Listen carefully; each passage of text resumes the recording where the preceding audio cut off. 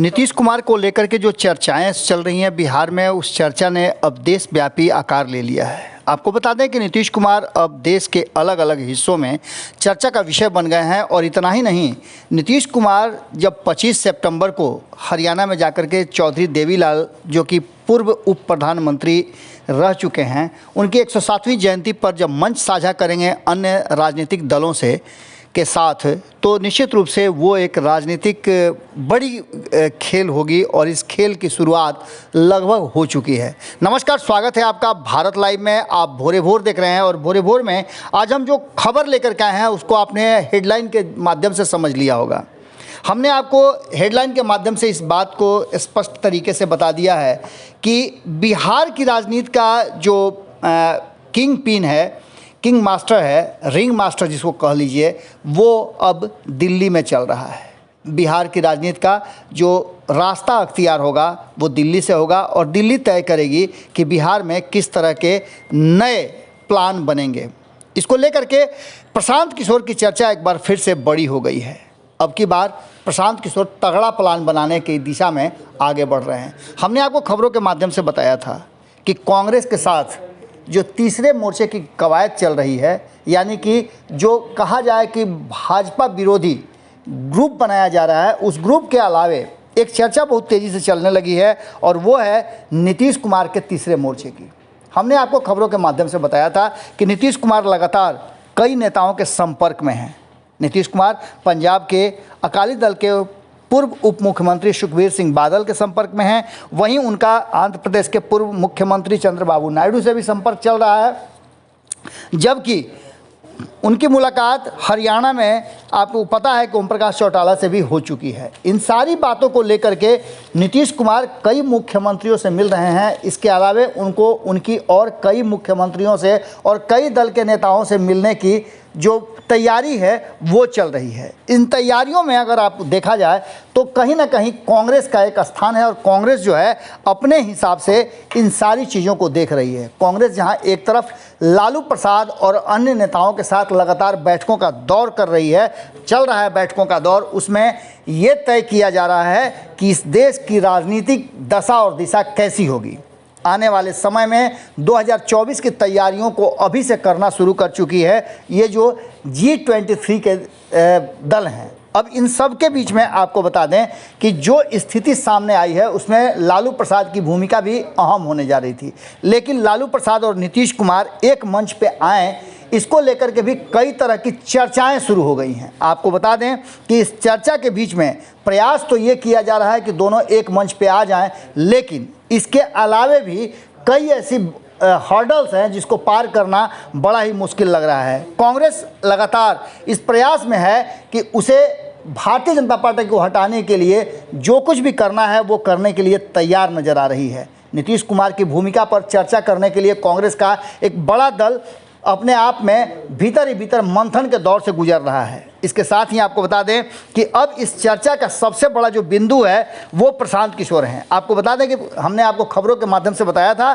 कि प्रशांत किशोर कांग्रेस के अब अहम हिस्सा हो गए हैं।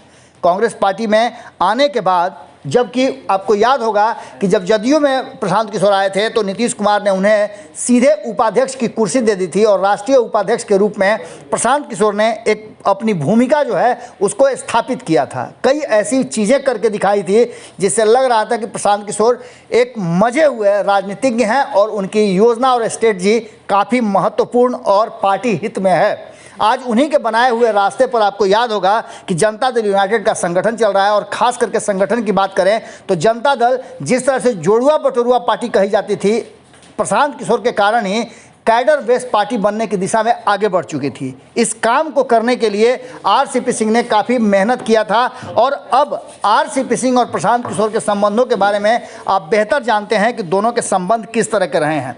वर्तमान परिस्थिति में आरसीपी सिंह की जो स्थिति जनता दल यूनाइटेड में है उसे देख करके आप अंदाज़ा लगा सकते हैं कि जनता दल यूनाइटेड प्रशांत किशोर के साथ चर्चाओं के बीच में अब आरसीपी सिंह को फ्रेम से आउट करने में जरा भी दिक्कत नहीं महसूस कर रही है और कहीं ना कहीं कहा जाए तो आरसीपी सिंह उस फ्रेम से आउट नज़र आ रहे हैं। इसके पीछे की इनसाइड स्टोरी यही कही जा रही है। जो भीतर खाने में जानकार बता रहे हैं उनका कहना यह है कि इस पूरे खेल में कहीं ना कहीं कांग्रेस जो है वो नीतीश कुमार की तरफ देख रही है।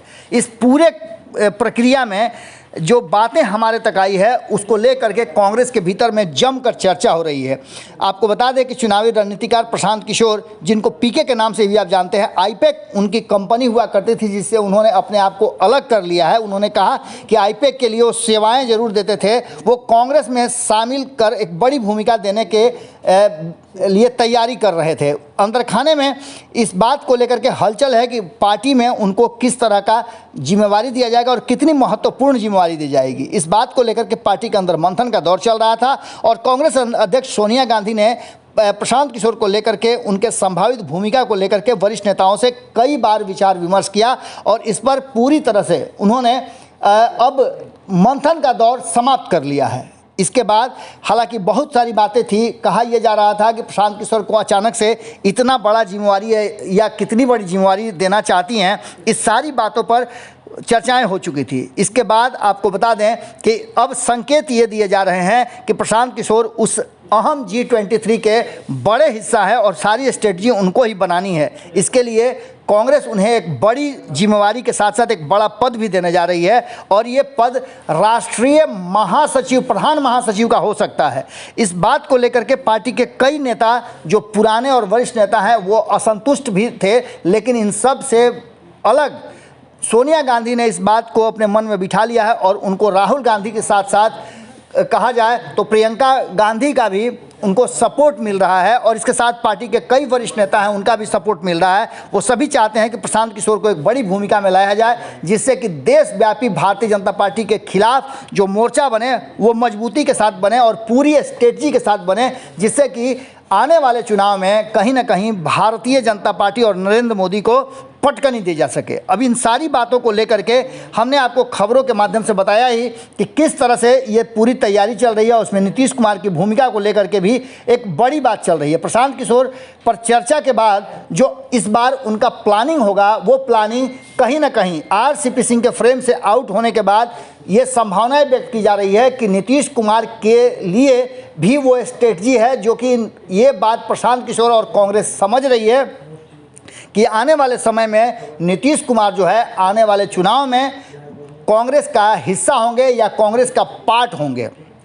ऐसी स्थिति में प्रशांत किशोर की योजना के साथ साथ अब इस देशव्यापी योजना में कहीं ना कहीं इस बात को लेकर के अब चर्चा ज़बरदस्त शुरू हो गई है कि कब प्रशांत किशोर अपने काम में लग जाते हैं और कब वो तैयारियां करते हैं। हालांकि ये स्ट्रेटजी प्रशांत किशोर की ही थी कि देश के अलग अलग क्षेत्रीय दलों को मिला करके 23 दलों को चिट्ठी लिखी गई थी और चिट्ठी के जवाब के बाद कई दौर की बैठकें हो चुकी हैं। प्रशांत किशोर, आपको याद होगा कि शुरू में जिस तरह से शरद पवार को एक साथ मिलाए, लालू प्रसाद के साथ मीटिंग्स हुई, इसके अलावा अन्य कई क्षेत्रीय दलों के साथ बैठकें हुई। इन बैठकों के दौर में आपको जैसी कि जानकारी भी मिली होगी कि कांग्रेस के कई वरिष्ठ नेता इसमें मिले थे। कपिल सिब्बल के यहाँ भी बैठकें हुई थी और इन सारी बैठकों के बाद अब ये पक्का हो गया है कि G23 के जो पार्टी हैं वो मिल करके मोदी विरोधी अब जो गठबंधन बनने जा रहा है उसके हिस्सा होंगे। अब प्रशांत किशोर की जिम्मेवारी होगी कि जो बाकी के लोग हैं उनको भी इस गठबंधन में शामिल करें।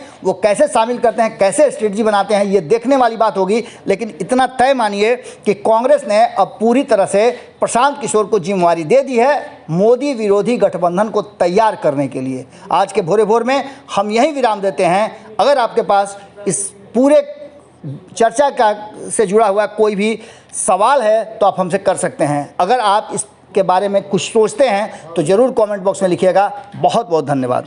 अगर ये वीडियो पसंद आई और वह बिहार के राजनीति और बिहारियत से सरोकार रखेनी तो सब्सक्राइब बटन दबा के चैनल के सब्सक्राइब कर ली। ओजे एगो घंटी बा, ओकरा बटन दबा देला से कुल सटीक और मारक खबर रुआ मुफ्त में मिल जाई।